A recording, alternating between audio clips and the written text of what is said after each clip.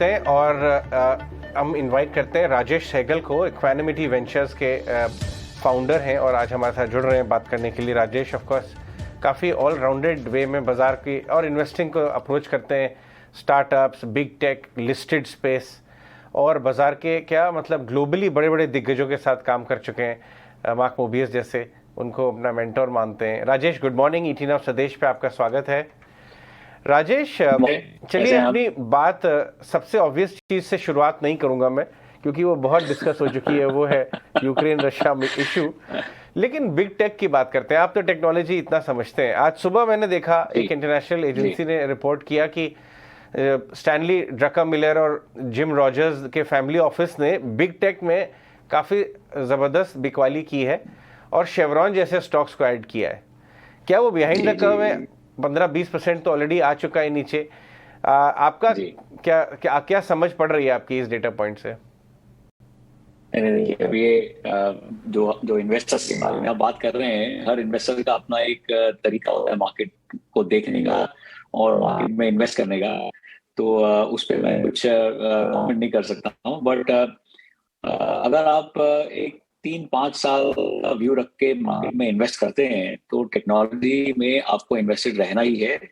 Of course कभी कभी ऐसे टाइम होते हैं जब वैल्यूएशन बहुत ज्यादा बढ़ जाती हैं, हमें समझ के बाहर हो जाती हैं, और उस समय अगर आप टेक्नोलॉजी से निकल के कुछ दूसरे सेफ सेक्टर्स या दूसरे मूविंग सेक्टर्स, जैसे कि अभी ऑयल के बारे में आपने कहा, शेवरॉन में चले गए हैं, वो सब समझ सकते हैं। बट एज अपने पोर्टफोलियो में एक कोर टेक्नोलॉजी का होना बहुत जरूरी है, ये मेरा मानना है, और ये अगले 3-5-10 साल तक चेंज नहीं होगा। Right, right. Morning Rajesh, good to have you. आपसे एक बार ये समझना चाहेंगे, आप इस सेल ऑफ को कैसे रीड कर रहे हैं? क्योंकि जाहिर तौर पर जब मार्केट वीक होती है, जब मार्केट में गिरावट होती है, तो अच्छे स्टॉक्स को ऐड करने की बात तो की जाती है, लेकिन ओवरऑल सेंटिमेंट जिस तरह का एक वीक दिख रहा है। एफआईज अब तक बिकवाली कर रहे हैं और बिकवाली जारी है उनकी, वो नहीं रुक रही। ग्लोबल हेडविंड्स बहुत सारे हैं। What is your reading on the markets? देखिए, बिकवाली तो हो रही है, लगे हुए हैं काफी स्टॉक्स। आई थिंक दो चीजें बहुत क्लियर हो गई हैं मार्केट में पिछले कुछ दिनों में। एक है कि जो अच्छे बिजनेसेस हैं उनकी प्राइसेस इतनी नहीं गिर रही हैं जितने की दूसरी की गिर रही हैं। तो एक जो डिफरेंस है अच्छे बिजनेस में और जो प्राइस बढ़ी हुई थी, अगर वो अच्छे बिजनेस की वजह से बढ़ी हुई थी या प्राइस बढ़ी हुई थी अगर वो खामखा मार्केट के चलते हुए बढ़ रही थी, तो ये आई थिंक एक डिफरेंस हो गया है, और वो बहुत अच्छी बात है मार्केट के लिए, because business has to perform. अगर बिजनेस परफॉर्म करेगी तभी उसका भाव बढ़ना चाहिए, और उसको कैसे जस्टिफाई करना है वो अलग बात है कि 2 साल 4 साल आप कितनी बाहर की अर्निंग्स देख रहे हैं, कंपनी में अर्निंग्स आ रही है नहीं आ रही है, कैश फ्लो है नहीं है, वो सब फंडामेंटल एनालिसिस तो हम सब करते ही हैं। पर दूसरी एक बात जो क्लियर हुई है कि ये जो रीजन हम दे रहे हैं, मार्केट गिरने के बाद में हम बोल रहे हैं, जैसे बिगिनिंग में कहा कि अच्छा चलो रशिया यूक्रेन तो बहुत बात हो गई है, दूसरी कोई बात करते हैं। तो अभी जो रीजन हम बोलते हैं मार्केट के गिरने के, 2-3 जो हर बार टीवी शोज पे, आपके टीवी शोज पे भी मैं सुनता हूँ, तो कि रशिया यूक्रेन में युद्ध हो जाएगा, कुछ प्रॉब्लम हो जाएगा, ऑयल ऐसा हो जाएगा, ग्लोबल इकोनॉमी में फर्क पड़ेगा, एक वो बात है।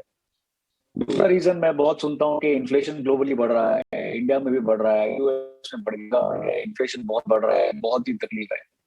और तीसरा जो रीजन हम हमेशा सुनते रहते हैं, कोविड, चलो ठीक है अभी ओमिक्रॉन ठीक हो गया, लेकिन दूसरा कोई वेरिएंट आ जाएगा। कुछ कुछ इकोनॉमीज में अब तक कोविड का असर रहा है, कुछ कुछ सेक्टर्स में, इवन इंडिया में थोड़ा असर रहा है कोविड का। एक अगर आप लॉन्ग टर्म के लिए इन्वेस्ट कर रहे हैं तो एक सिंपल सी बात है कि ये जो रीजन हम बोल रहे हैं ये होता है। ये जो 2007-2008 में हुआ था, जिसको हम ब्लैक स्वान कहते हैं, ब्लैक स्वान इवेंट, ये वैसा इवेंट नहीं है। ये सबको पता है कि रशिया यूक्रेन में कुछ मगजमारी चल रही है, सबको पता है कि इन्फ्लेशन बढ़ रहा है, दिख रहा है, उसका क्या इम्पैक्ट होगा, क्या उसका मार्केट पे असर पड़ेगा, ये मैटर ऑफ कंजेक्चर है। ये हम अपना, मुझे लगता है 2% पड़ेगा, लगता है 4% पड़ेगा, ठीक है, बट ये मार्केट सेल ऑफ नहीं है, ये मार्केट में करेक्शन है। और आई थिंक ऐसे करेक्शन, ऐसे जो जिस लेवल में मार्केट है, सस्ता नहीं है ओवरऑल मार्केट, स्टॉक्स काफी है, सस्ते नहीं है। तो इस लेवल पे जो अभी करेक्शन हो रही है वो मेरे ख्याल से बहुत हेल्दी करेक्शन है, और हमारे जैसे इन्वेस्टर्स लोगों को सबको एक कन्विक्शन होना चाहिए अपने पोर्टफोलियो में, अपने स्टॉक्स में। और अगर कन्विक्शन है तो इससे अच्छा मौका फिर नहीं मिलेगा। You have to buy what you believe in, जो आपका जिसमें भरोसा है, जो कंपनीज आपने अपने 3, 5, 10 साल के लिए पोर्टफोलियो में ली है, ये बहुत अच्छा समय है उसमें ऐड करने का। राइट, बहुत बढ़िया बात आपने बताई राजेश। दो फैक्टर्स मैं आपका व्यू लेना चाहूँगा कि ये बात तो फैक्ट है कि it is a matter of time कि ये मैटर जियोपॉलिटिकल वाला धीरे धीरे सिमर आउट हो जाएगा। ग्लोबल ताकतें, ग्लोबल लार्ज कंट्रीज दोनों पार्टीज़ को प्रेशराइज करेंगी, क्योंकि can world really afford a full blown war, ये भी एक क्वेश्चन है। तो एक अपनी एक फोर्सेस अपने आप में एक प्ले होने लगती हैं। लेकिन मैं एक दूसरे मैटर पर डिस्कस करूंगा, वो है इन्फ्लेशन। एक व्यू, दो कैंप्स बन गए हैं। एक व्यू है कि इन्फ्लेशन ट्रांजिटरी है और 6-8 महीने में नीचे आ जाएगा। इनफैक्ट हमारे आरबीआई गवर्नर साहब ने भी इंडिकेट यही किया था अपने एस्टिमेट्स में। दूसरा कैंप ये बोल रहा है कि इन्फ्लेशन स्टिकी हो सकता है और एलिवेटेड रह सकता है, हायर फॉर लॉन्गर। अगर ऐसा है तो शायद equity as an asset class लंबे टाइम तक प्रेशर में रह सकते हैं।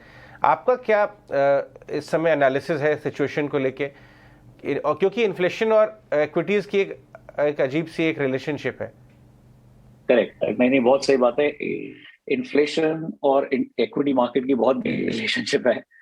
बट हम लोग क्या करते हैं, ये हम जो इक्विटी मार्केट वाले हैं, जैसे कि हम आप सब हैं, हमारे ऑडियंस है आपके जो सब वाले हैं, हम ये भूल जाते हैं कि हमारे इक्विटी मार्केट को छोड़ के बहुत बड़ी दुनिया बाहर है। हमें ये सोचना है कि उस दुनिया पे इन्फ्लेशन का क्या असर है। करेक्ट, और वो सोच थोड़ी अलग सी है। मैं आपको बताता हूँ, आज इन्फ्लेशन जो बढ़ेगा तो ये इंटरेस्ट रेट सब बढ़ाने पड़ेगी। जैसे कि हम देख रहे हैं अभी यूएस में रेट बढ़ रहा है, बाकी सब जगह पे यूके ने कर दिया, काफी कंट्रीज ने अनाउंस किया है, इंडिया में बातें हो रही हैं। तो इंटरेस्ट रेट बढ़ने से क्या होता है, इसमें दो चीजें होती हैं। जो इक्विटी मार्केट को थोड़ा 2 मिनट में आता हूँ, बाकी दुनिया में देखें क्या असर पड़ता है। तो एक तो है जो सेवर्स है, जो सेविंग्स है हमारी, जो बैंक्स में सेविंग करते हैं वगैरह वगैरह, उसमें जो इन्फ्लेशन बहुत ज्यादा बढ़ जाएगा तो जो सेवर्स हैं उनको बहुत नुकसान पड़ता है, क्योंकि महंगाई बहुत जोरों से बढ़ गई है और इंटरेस्ट रेट उतने नहीं बढ़े हैं। तो बेसिकली हमारा नेगेटिव रिटर्न आ रहा है सेवर्स का, जो कि इंडिया में हम लोगों को इतना उसका एहसास नहीं होता, बिकॉज इंडिया की पॉपुलेशन बहुत यंग है। बट आपको ये देखना है कि ग्लोबली दुनिया भर में पॉपुलेशन का क्या डेमोग्राफिक प्रोफाइल है, उस प्रोफाइल के हिसाब से मुझे नहीं लगता है कि हाई रनअवे इन्फ्लेशन जिसको बोलते हैं वो सस्टेन कर पाएंगे, कोई भी नहीं कर पाएगा। और वो किसी भी सेंट्रल बैंक के हद में नहीं है। देयरफॉर हम देख रहे हैं बहुत सारा हल्ला हो रहा है कि इन्फ्लेशन बढ़ रहा है, इन्फ्लेशन बढ़ रहा है।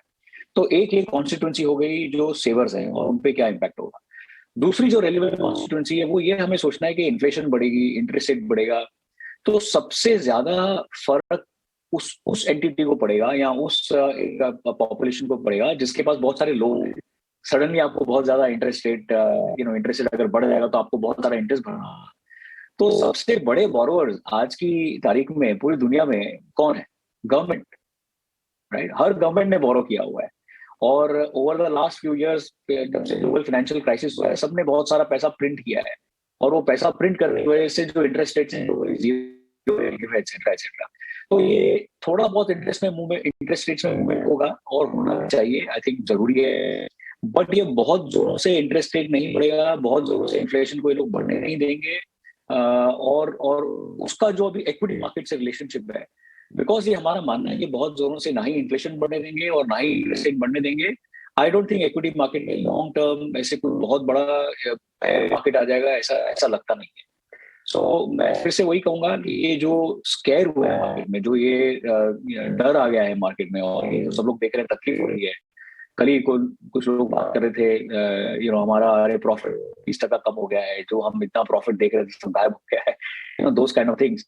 आई थिंक ये शॉर्ट टर्म में जो वॉलेटिलिटी है उसको अगर हम मैनेज करेंगे internally from our minds, I think वो लॉन्ग टर्म में बहुत जरूरी है। और ये डर कर अपने स्टॉक्स बेचकर बैठाना is not the best strategy. All right. In fact, this is part and parcel of game. आप अगर प्रॉफिट कमाते हैं तो लॉस को भी आपको फैक्टर इन करके अपना नेट आउटकम देखना चाहिए। That's how the strategies. I'm sure जब थोड़ा सा स्टेबल होगी बाजार तो इन्वेस्टर्स का एक सेंटिमेंट भी वापस लौटेगा। लेकिन ऐसे में अगर कुछ सेक्टर स्पेसिफिक अगर व्यू लेने हो आपसे राजेश, अगर न्यू एज स्टॉक्स को आप देखें तो लिस्टिंग के बाद से जिस तरह की उनकी प्रदर्शन रहे, उनका परफॉर्मेंस रहे, लगातार गिरती जा रही है और अब एक बड़ा कंसर्न बनता गया। 40, 50, 55%, 60% तक के डेंट आप देख रहे हैं स्टॉक्स लाइक पेटीएम और कार ट्रेड। और ऐसे में अब ये स्टॉक्स अब बिजनेस मॉडल, चाहे भले ही कुछ कंसर्न्स इनके लिए रहते हैं कि अभी तक ये प्रॉफिटेबल नहीं हुए, लेकिन बिजनेस मॉडल्स यूनिक है, उसको लेकर आपकी क्या राय बनती है? क्या अब आपको लगता है कि ये अट्रैक्टिव लेवल्स पर हैं इस स्पेस में, अगर आपको कुछ खास पसंद आता हो? देखिए, स्टॉक्स के बारे में तो मैं कमेंट नहीं करूंगा, बट ओवरऑल अगर मैं बहुत क्लियरली बोलता हूँ, पिछले भी 2-3 बार आपके शो पे मैंने यही कहा है कि बिजनेस मॉडल ही समझ में नहीं आया है, उससे आप दूर रहिए। हम अपने पोर्टफोलियो में भी यही करते हैं और सबको यही एडवाइस करते हैं कि अगर आपको बिजनेस मॉडल नहीं समझ में आया तो आप कैसे उस कंपनी में इन्वेस्ट करेंगे। हाँ, ट्रेड कर सकते हो, ट्रेडिंग के लिए it's a whole different conversation, उसमें बिजनेस मॉडल समझने की जरूरत नहीं है, बिजनेस समझने की जरूरत नहीं है। बट अगर आप इन्वेस्ट कर रहे हैं तो मेरा यही हमेशा से कहना है कि बिजनेस मॉडल समझना, रेवेन्यू मॉडल समझना बहुत जरूरी है। और ये जो न्यू एज टेक्नोलॉजी कंपनीज की आपने बात की है, ये जो अभी लिस्टेड हुए हैं मार्केट्स में, हम लोग लिस्टेड मार्केट में बहुत पहले से इसमें इन्वेस्ट करते हैं, बट ये जो लिस्टेड भी हुए हैं मार्केट्स में, उनका बिजनेस मॉडल जो है ट्रेडिशनल कंपनीज के बिजनेस मॉडल से बहुत ही डिफरेंट है।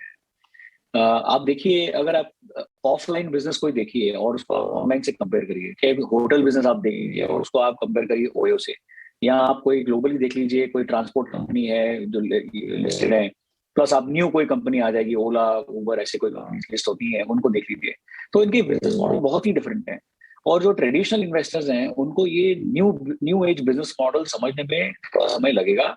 ये कंपनीज के ऊपर भी जिम्मेदारी है कि हम आके लिस्ट किया हम लोगों ने, तो ये हमारी जिम्मेदारी है कि हमको इन्वेस्टर्स को हमारा बिजनेस मॉडल समझाना चाहिए। अभी प्रॉफिट क्यों नहीं है, प्रॉफिट कब आएगा, प्रॉफिट क्यों आना चाहिए, ये सब आई थिंक कम्युनिकेशन से होगा। तो मैं ये समझता हूँ कि पीआर एजेंसीज या जैसे आपके चैनल्स हैं, कंपनीज को आकर आप लोगों के साथ शेयर करना चाहिए कि उनका क्या बिजनेस मॉडल और क्यों है ऐसा। अबाउट प्राइसेस है, अगर ये अट्रैक्टिव लेवल है या नहीं है, बहुत ही सिंपल है कि अगर आपको बिजनेस मॉडल नहीं समझ आता तो कोई भी प्राइस अट्रैक्टिव नहीं है। और जो सब कुछ कंपनीज के नाम आपने मेंशन किए और आपने कहा कि 40-50% उनके भाव कम हो गए हैं, तो I will not be surprise कि वो और थोड़े कम हो जाएं, बिकॉज जब तक मार्केट को समझ में नहीं आएगा कि बिजनेस क्या है, तब तक वो मार्केट इन बिजनेसेस को वैल्यू करने में थोड़ा फेल रहेगा। उनकी राय मैं कमेंट नहीं कर सकता हूँ। I think lot of analysts हैं, हमारे दो मित्र हैं, उन्होंने काफी रिपोर्ट्स की हैं, तो my suggestion will be to follow those analysts, but otherwise अगर बिजनेस मॉडल नहीं समझ में आए, जस्ट स्टे। राजेश, एक क्विक वर्ड, ये प्रियंका ने जो आपको पूछा कि भाई बहुत सारे स्टार्टअप यूनिवर्स रिप्रेजेंटेड करने लगे थे लिस्टेड में भी, लेकिन मैं एक स्टार्टअप यूनिवर्स की बात करूंगा अनलिस्टेड मार्केट की। आपके पास तो बहुत सारे प्रपोजल आते रहते हैं ऑलमोस्ट डेली, क्या वहां पर भी एक अच्छा खासा करेक्शन हो रहा है? ऑलरेडी प्रमोटर्स की एक्सपेक्टेशंस अपने आइडियाज, थीम्स और प्रोजेक्ट्स को लेके थोड़ी नॉर्मलसी की तरफ मीन रिवर्शन हुआ है, या वहां पे अभी भी एक्सपेक्टेशंस काफी एलिवेटेड है? देखिए, हमारा जो अनलिस्टेड मार्केट है, जो स्टार्टअप इकोसिस्टम के बारे में आप बात कर रहे हैं, वो लिस्टेड मार्केट के जैसे बिहेव करता है। तो उसमें भी डिफरेंट पॉकेट्स हैं। कोई एक पॉकेट है जैसे कि आप large cap, mid cap, small cap हम बोलते हैं लिस्टेड मार्केट्स में, ऐसे ही अनलिस्टेड मार्केट में भी mature companies, companies, mid stage companies, ऐसे डिफरेंट सेक्शन हो गए हैं। तो किसी सेक्शन में जो कि थोड़ी ग्रो कर रही कंपनी, जिनका रेवेन्यू बहुत ज्यादा है, बहुत अच्छा है, जो आईपीओ के बारे में सोच रहे हैं, वो जो ये नाइका, पेटीएम वगैरह जो लिस्ट हुए हैं, उनको देख के इनके भी जो एक्सपेक्टेशंस थी कंपनीज की, वो बहुत बढ़ गई। बट जो अर्ली स्टेज कंपनीज हैं, जो कि हम लोग ज्यादा करके डबल करते हैं, जो कि अभी बस शुरू हुई हैं, 1-2 साल 4 साल पहले शुरू हुई हैं, अर्ली कंपनीज हैं, छोटी कंपनीज हैं, इसमें इतना ज्यादा जो एक्सपेक्टेशन और वैल्यूएशन है, जो बुल मार्केट जिसको हम बोलते हैं, वो इतना ज्यादा था ही नहीं। हाँ, थोड़ा बहुत असर था, और वो असर है, ऐसा नहीं है कि वो असर कम हो गया है। सी, लिस्टेड मार्केट में क्या है, अगर कुछ तनाव आता है, कुछ डर आता है, तो मार्केट में प्राइस दिख जाता है, प्राइस कम हो गया है। हमारे अनलिस्टेड मार्केट में वो लिस्टेड प्राइस है ही नहीं, तो आपको ऑन अ डेली बेसिस नहीं समझ में आता है। बट जब कंपनी फंड आती हैं, तो उसमें आई थिंक इन्वेस्टर हमारे जैसे हैं, हम लोग पहले सेंसिटिव हो जाते हैं जब इसका वैल्यूएशन कम हो जाएगा, क्योंकि we are in flow with the markets. जो फाउंडर्स हैं, वो प्रमोटर्स हैं, वो इतना जल्दी ट्यून में नहीं आते हैं, उनको तो वो एक्सपेक्टेशन तब तक कम नहीं है, I can tell you that. Alright, ठीक है, interesting Rajesh, always a pleasure to talk to you और आपका व्यू समझना बाजार पर, आपके आउटलुक को समझना। बहुत बहुत शुक्रिया आप समय देने के लिए। My pleasure, thanks Ajay, thanks Priyanka, thanks everybody.